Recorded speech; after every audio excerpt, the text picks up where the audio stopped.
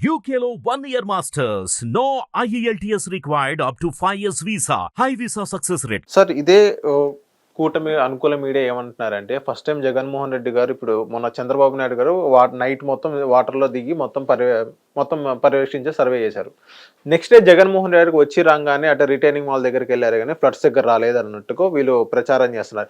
ఇంకోటి ఏంటంటే జగన్మోహన్ రెడ్డి గారు ఒక పులిహార ప్యాకెట్ కూడా పంచని పరిస్థితి మనం చూసా. ఆయన వచ్చి అక్కడ ఏదైతే ఫ్లడ్స్ దగ్గర ఉన్న ఏదైతే కుటుంబాలు ఉన్నాయో వారిని పరామర్శించే కానీ నెక్స్ట్ స్టెప్ వాళ్ళంతా సాయం ఫస్ట్ ఏదంతా చెయ్యాలే కానీ ఇలా ఏం చేయకుండా అక్కడికి వచ్చి రాజకీయాలు మాట్లాడడం, మ్యాన్మేడ్ ఫ్లడ్స్ అని మాట్లాడడం, ఒక పులిహార ప్యాకెట్ కూడా పంచని వ్యక్తి ఇలాంటి మాట్లాడడం ఎంతవరకు కరెక్ట్? ఈవెన్ గత 5 సంవత్సరాలు ఎక్స్ సీఎం గా ఉన్నప్పుడు జగన్మోహన్ రెడ్డి గారు ఒక 5 సంవత్సరాలు పరిపాలించారు ఆంధ్ర రాష్ట్రాన్ని. ఆంధ్ర రాష్ట్రం ఆర్థిక పరిస్థితి అని తెలిసి కూడా ఒక ₹1 ఇవ్వడం ఎంతవరకు సమంజసం అంటున్నారు? భలే ఉంది సార్. ఇప్పుడు ఎన్టీఆర్ ట్రస్ట్ చంద్రబాబు నాయుడు గారికి తెలుగుదేశం పరంగా ఉంది కాబట్టి అది చేసి సేవా తత్పరత కార్యక్రమాలు అందరూ చేయాలంటే ఎక్కడవుతుంది సార్? ఒక్కడికి ఒక ప్రాస్పెక్ట్ ఉంటుంది.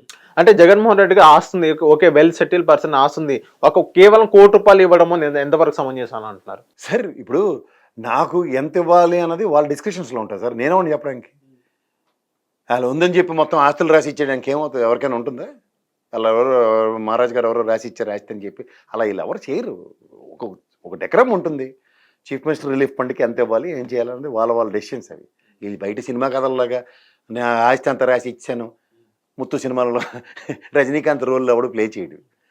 ఆ కంపెనీకి ఉన్న కెపాసిటీలో ఎంత సిఎస్ఆర్ యాక్టివిటీ ఉంటుంది, లేదంటే నెక్స్ట్ ఇలాంటి ఫ్లడ్స్ అండ్ రిలీఫ్స్ వచ్చినప్పుడు ఎంత కాంపన్సేషన్స్ ఇవ్వాలి, అవి వాళ్ళ కంపెనీ పరంగా ఉన్న నిర్ణయాలకే పరిమితం అవుతాయి తప్ప ఇండివిజువల్ కెపాసిటీస్తో కొన్ని ఉండవు. ఇప్పుడు బోర్డ్ ఆఫ్ డైరెక్టర్స్ 10 మంది ఉంటారండి ఎగ్జాంపుల్ ఒక కంపెనీలో.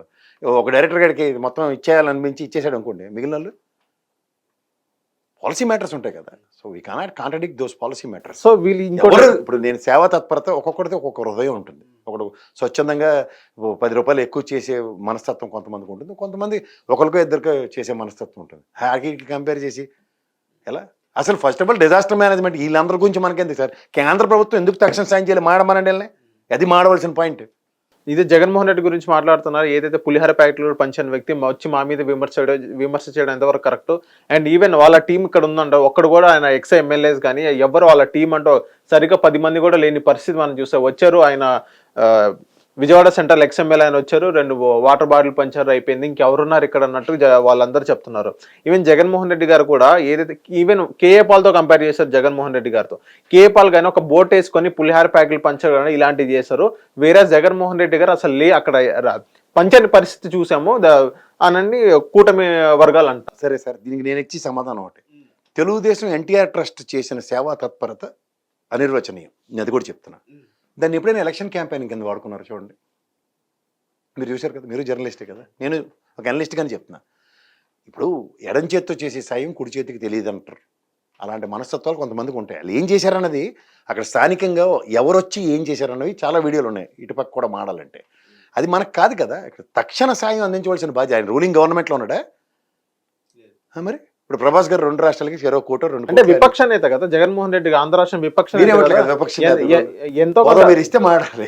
ప్రతిపక్ష అన్నట్ల విపక్ష నేత అంటారు. విపక్ష నేతగానే ఎంతో కొంత సాయం చేయాలి. బయటకు వచ్చి చెప్పబట్టే కదా మ్యాన్ మేడ్ ఎర్రర్ అని తెలిసింది. ఇంకో మాట ఏమంటున్నా అంటే అక్కడ కృష్ణా జిల్లా కానీ గుంటూరు జిల్లా కానీ ఒక్క సీటు కూడా రాని పరిస్థితి. అందుకనే జగన్మోహన్ రెడ్డి అక్కడికి వచ్చి రాజకీయాలు మాట్లాడారే తప్ప అందుకే ఒకరు కూడా సరిగ్గా సహాయం చేయని పరిస్థితి చూసామని వాళ్ళు అంటున్నారు. ఇప్పుడు నిన్న మీరు ఫస్ట్ క్వశ్చన్ అదేంటి, మాజీ ఎమ్మెల్యే అని తన్నారు అక్కడని.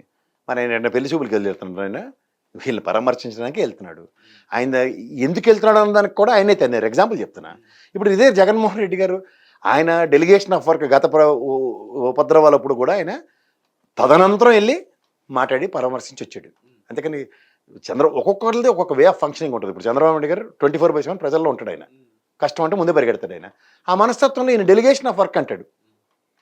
అలా ఒక్కొక్కరిది ఒక్కొక్క భిన్న పద్ధతుల్లో రాజకీయాలు ఉంటాయి. ఇంకో మాట ఏమంటున్నారంటే ఇక్కడ మీరు స్థానికంగా ఉన్న లీడర్లు ఏం చేశారన్నది అక్కడ ఉన్న ప్రజల్ని ఇప్పుడు ఎవరైనా జర్నలిస్ట్ వెళ్ళి కెమెరాలు పెడితే చెప్తారు వాళ్ళు ఎవరి వలన వచ్చింది అని. అదే కాకుండా మ్యాన్ మేడ్ ఎర్రర్ అన్నది జగన్మోహన్ రెడ్డి గారు ఎస్టాబ్లిష్ చేసేదాకా ఎవరు మాట్లాడలేదు కదా. అసలు ఆయన టమాటాలు బాగా ఉల్లిగడ్డలు అని మాట్లాడి బుడమేరకి గేట్లే లేవని మాట్లాడి చంద్రబాబు నాయుడు గారు దాన్ని ఏమంటారు మీరు? సో ఇక్కడ మీకు వాట్ ఎగ్జాక్ట్లీ హెస్ హ్యాపెండ్ అన్న దగ్గర క్లియర్గా అందరికీ తెలుసు. కానీ ప్రభుత్వం నిర్లక్ష్యమా లేదంటే దాని మీద స్పాంటేనియస్ రియాక్టివ్ మూడ్ లేకపోవడం అన్నది చూసుకుంటే నిర్లక్ష్యం అయితే నాళ్ళు ఆయన 10 రోజులు ఉండక్కర్లే కదా ఇల్లు వాకిలు వదిలి. ఫస్ట్ ఆయనకే కష్టం వచ్చింది చంద్రబాబు నాయుడు గారికి, ఇల్లు లేని పరిస్థితి. తదనంతరం కలెక్టర్ ఆఫీస్ నుంచి ఆయన మానిటర్ చేస్తూ ప్రజల్లోనే ఆల్మోస్ట్ పడుకోకుండా పనిచేసాడు ఆయన. కానీ దీనికన్నా ముందు ప్రికాషనరీగా 20 గంటల ముందు అలర్ట్ ఇచ్చి ఉంటే ఇంత కష్టం లేదు కదా. హిట్ టీవీ యాప్ ని డౌన్లోడ్ చేసుకోండి. ఇందులో short news, live news, entertainment movies అన్ని అవైలబుల్ గా ఉన్నాయి. Please download hit TV app. Hit TV app. Hit TV యాప్ని ఫ్రీగా డౌన్లోడ్ చేసుకోండి.